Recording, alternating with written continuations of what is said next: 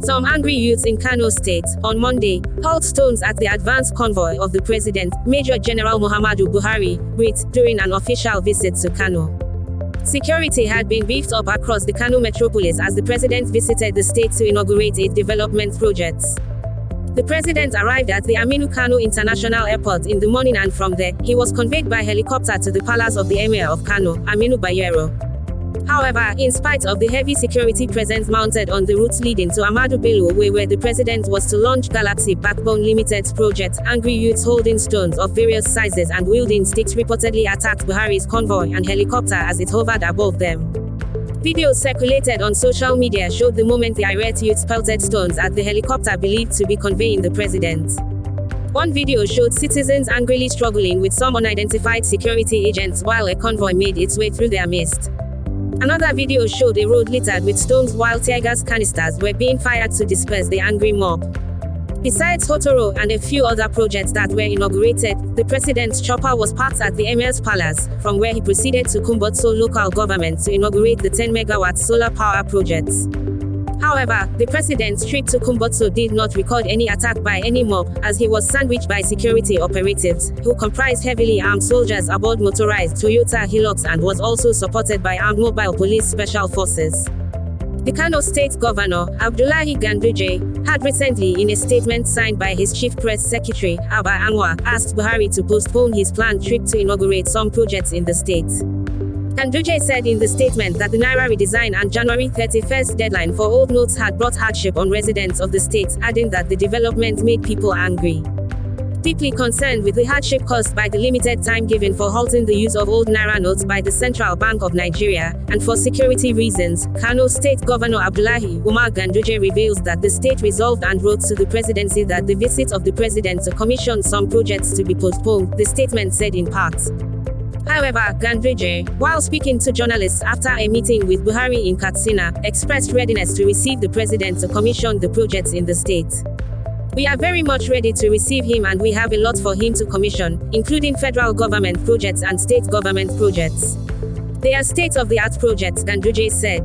Prior to the Ganduje episode, angry youths had attacked government officials when the president visited his home state in Katsina to inaugurate some projects on Thursday. The youths were said to have staged the protest to express their anger against the hardship being experienced in the country. The situation reportedly degenerated when the youths started throwing stones, causing a commotion that created tension in the area. Reacting to the Kano rampage, spokesperson for the People's Democratic Party Presidential Campaign Council, Senator Dino Malaye, who shared one of the videos from the reported attack, blamed it on the presidential candidate of the All Progressives Congress, Asiwaju Bola Tinubu. In a post, he wrote, "The fight between Tinubu and Buhari is entering a new dimension." The attack in Kano was properly coordinated and funded allegedly by Asiwaju. The meeting to push Buhari to submission or face sponsored attack in the north was said to be hatched in Bodilon. I am busy with Atiku. A political activist, Deji Adeyonju, who shared another video of the reported attack, said they are showing Buhari and APC Shege in Kano and many northern states. Similarly, the PDP, in a statement signed by its National Publicity Secretary, Debo Ologunaba, on Monday also blamed Tinubu and the governor of Kano State, Abdullahi Ganduje, for the attack.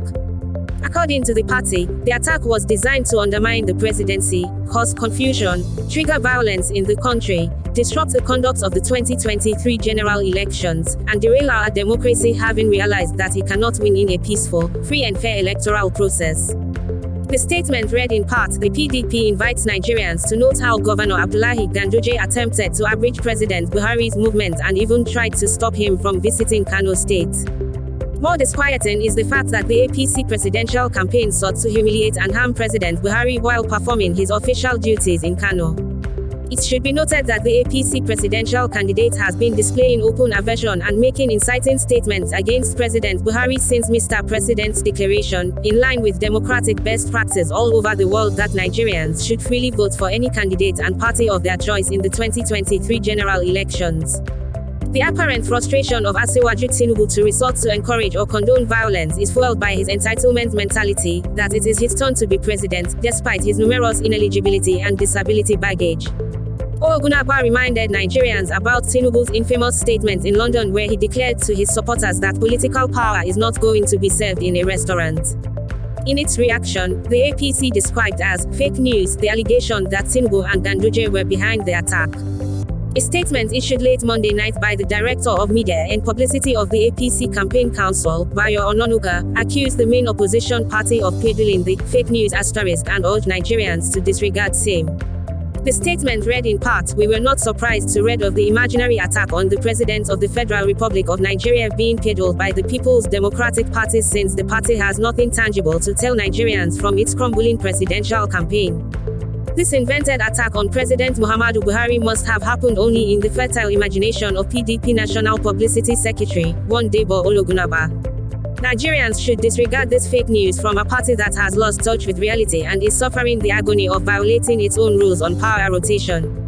Just as it has been masterminding fake news against the APC presidential candidate and trying vainly to cause disharmony in the APC family, we believe the party may have planned to embarrass President Buhari in Kano and then put the blame on host Governor Ganduje and Tinubu. This is because PDP has recently morphed from being a Buhari virulent critic to strangely becoming a Buhari spokesperson.